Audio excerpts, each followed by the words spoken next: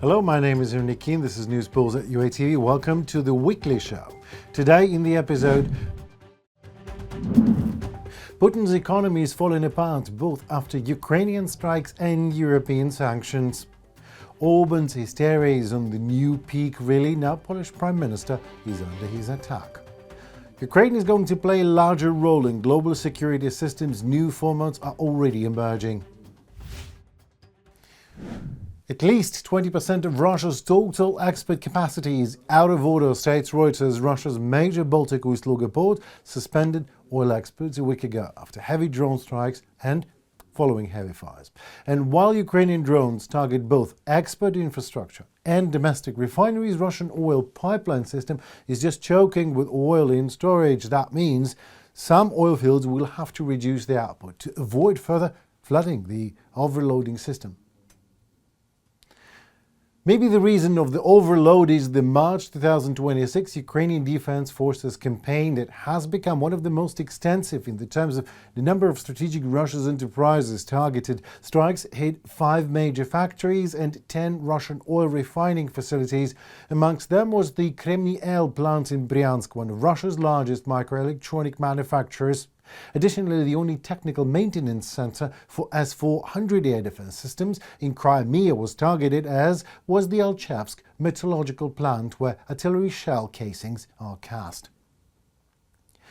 And also one of the largest Russian petrochemical enterprises is ablaze and burning in Nizhny-Kamsk. And no, it was not Ukraine. There were no drone assaults, no raid alert triggered, nothing. So what happened? Russia happened, actually. The systemic overload of it. Such yourself, this plant is Nizhny-Kamsk that you watch burning now was not even able to properly maintain its technical machinery, as these are exclusively Western machinery after all. Russia just doesn't produce such on its own. Now add to it all the international sanctions, making it increasingly difficult for Russian plant to acquire any spare parts for that Western machinery. Add to it that the plant can't shut down and repair its continuous cycle system, and raw material deliveries are to continue the cycle aren't being met. Also, not even close. Now that's already thanks to Ukrainian drones flying all over Russia, and it's getting worse.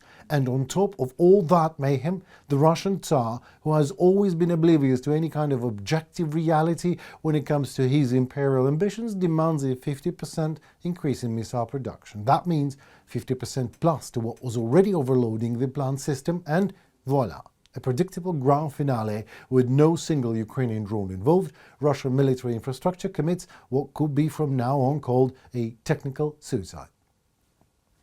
A gas mixture had exploded following a sudden loss of pressure. The line that was producing synthetic rubber and plastics for Russian missiles. What a metaphor for Russian economy that indeed is losing pressure and is most literally falling apart with no spare parts, no money, no time, and great lack of professionals, many of them being Westerners actually working in Russia back in the day.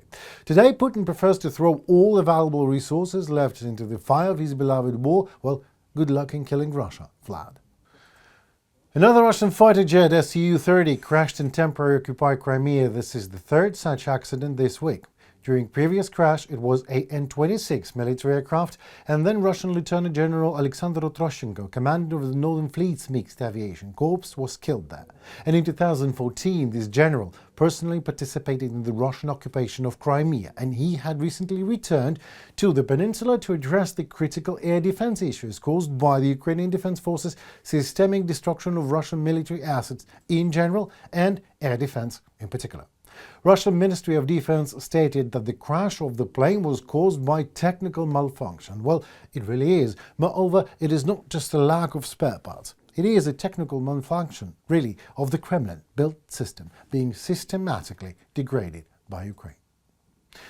And one more story alike for your attention. A passenger train has derailed in Russian Ulyanovsk. 7 cars of a train traveling from Chelyabinsk to Moscow just overturned. A total of 415 passengers were on board at the time of the incident, and during it the cars flipped onto their sides, forcing passengers to climb out through the windows to escape. Local authorities report 22 people injured, including a child.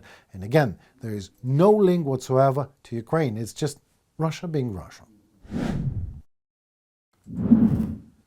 More than a third of all Russian companies are generating losses, as per Russian statistics coming from Rosdata. Significant problems have been recorded in the coal, oil, gas, automotive sectors, you name it. The federal budget currently lacks the funds to continue the war against Ukraine. It is so serious this time that the Tsar himself has reacted. Putin has turned to oligarchs for money. Meanwhile, Russian citizens are being asked to work 12-hour days, 6 days a week, with salaries delayed. Well, this initiative was proposed by Russian oligarchs, of course, Russian billionaire Oleg Deripaska. Putin's press secretary Dmitry Peskov stated that he sees nothing wrong in this idea. More in the following story. 94% of Russia's food service businesses are operating on the edge of profitability or at a loss. That is according to a survey by Action Buchhalteria, which included more than 500 companies across Russia. Nearly a third of respondents, 31%, reported losses.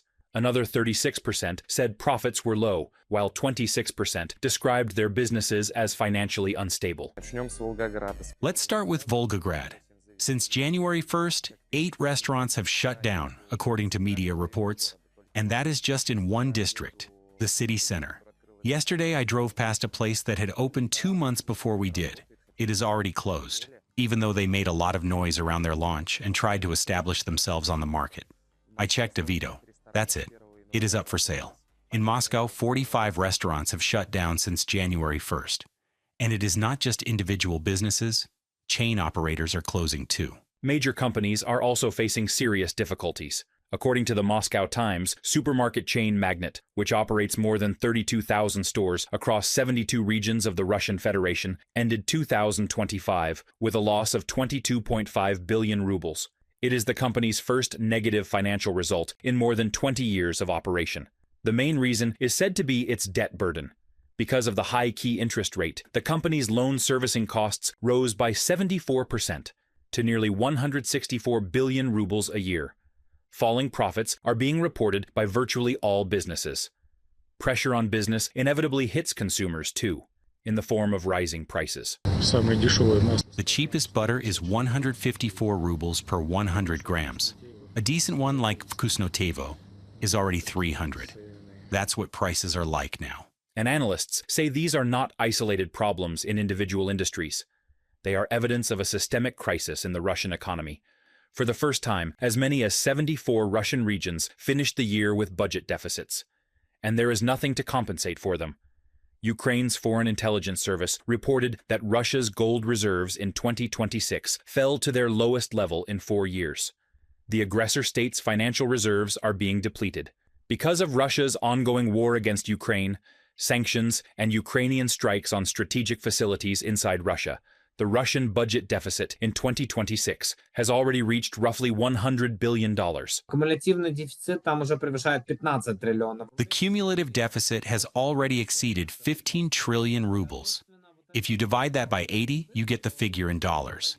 And accordingly, this enormous deficit, which the government no longer knows how to cover, has led them to say that the only option is to cut spending.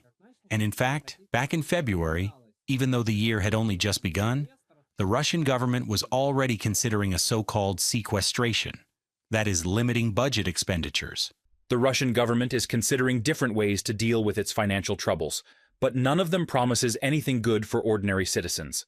For example, in the name of budget savings, Anatoly Artamonov, head of the Federation Council Committee on Budget and Financial Markets, suggested that officials in Kaluga region shut down nursing homes. And here is another, so to speak, highly promising initiative. Oligarch Oleg Deripaska suggested that Russians switch to a 6-day work week. But that is not all. In his view, the work schedule should also change. Instead of 8-hour shifts, people should work 12 hours a day, from 8 in the morning until 8 in the evening. We do not have many resources. To be precise, we have only one, and it is tied to our national trait. In difficult times, we know how to come together and work more. And the sooner we move to this new schedule ourselves, from 8 to 8, including Saturdays, the sooner we will get through this transformation. Oleg Deripaska, founder of Russia's largest metallurgical holding company, Rusal, from the Moscow Times publication. Meanwhile, the key sectors that once filled Russia's state coffers are continuing to crumble before our eyes. The ferrous metals industry, for example, has lost access to technology because of sanctions and the departure of foreign partners, and is being pushed back decades, according to Ukraine's Foreign Intelligence Service. Modernization across the sector has now been put on hold. Banks are refraining from financing projects amid instability, while companies are trying to preserve liquidity for fear of further shocks. Reported by Nikita Skoblikov, UATV News. And all Kremlin can do to show its so-called power is to attack civilian infrastructure. During the last massive Russian attack, which started yesterday and lasted almost 20 hours, air defense forces of Ukraine destroyed 26 missiles and 515 enemy drones. In total, Russia launched 579 targets. As Zelensky says, judging by the documents received from the intelligence, next few months Russians will strike logistics, railways and water supply. What a populist does for a living, blaming others.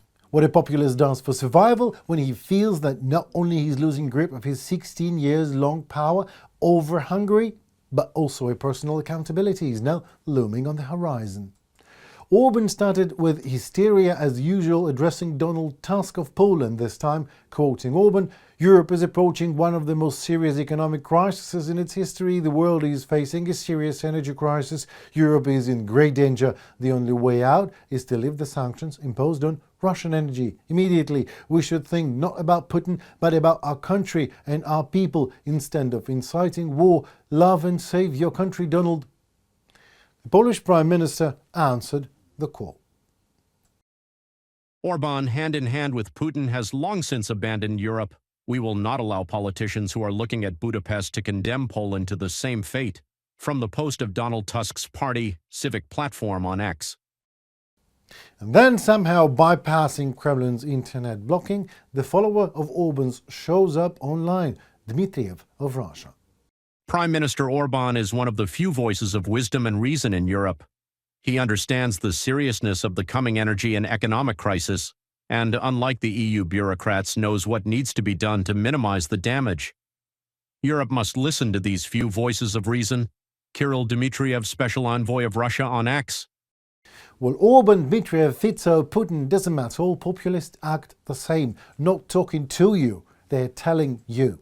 And what they're telling you is an alarmist hysteria aimed to raise not an awareness, but right on contrary, fear. And the louder they are telling us, the better we can. Their time is running out. And that means something new must be rising. The former US Special Representative for Ukraine has criticized NATO, saying it needs something new, a replacement maybe even. He said the organization was acting cowardly during the American war with Iran. Maybe we need a new NATO, a new defense structure. There are ways to do it. It's in the treaty. You could create an alliance with Japan, Australia, and those European countries that are ready to join the fight, like the new Germany or Poland, even Ukraine, which has also proven to be a good ally. Keith Kellogg, U.S. President Donald Trump's former special envoy to Ukraine. Well, while Mr. Kellogg wants to reshape NATO, probably to better suit America in their next war of choice, Mr. Rubio feels certain about it. Slamming the door is the answer. When we need them to allow us to use their military bases, their answer is no. Then why are we in NATO? You have to ask that question. Why do we have billions and billions of dollars, hundreds of billions of dollars, over the years, trillions of dollars, and all these American forces stationed in the region? If we can only use, in our time of need, we're not going to be allowed to use those bases. So I think there's no doubt, unfortunately, after this conflict is concluded, we are going to have to re-examine that relationship. We're going to have to re-examine the value of NATO and that alliance for our country. Ultimately, that's a decision for the president to make. And this way or the other, Ukraine's going to be there to take part in any new defense structure that is going to emerge. Ukraine is participating in all formats of engagement with our partners for more security and shared strength. We continue to work with countries that are currently under attack by the Iranian regime. New arrangements have been reached, and Ukraine will have an even greater presence in the new security formats. This will certainly strengthen Ukraine's export potential and defense capabilities. A call to action on UATV. We ask you sincerely for a minute of your time to let us better navigate things. Please comment in the section below and let us know your opinion on the matter. The question sounds like that. Should NATO stay as is or change, and if so, in what way? We might bring a most popular and most brilliant answers of yours up in our next episode of News Pulse, so don't shy out. Tell us what you think. Well, it seems to be for today and for the 15th week of year 2026. I'm Henry Keane. We are UATV. Thank you so very much for your time and effort invested in Ukraine. We feel it, we need it, and we appreciate that a lot. Please comment, like, and subscribe to see what next week holds for all of us, and globally and here locally. UATV will be there to keep you posted on all of that, as usual, in Ukrainian perspective. So please stay safe and tune for more. Goodbye.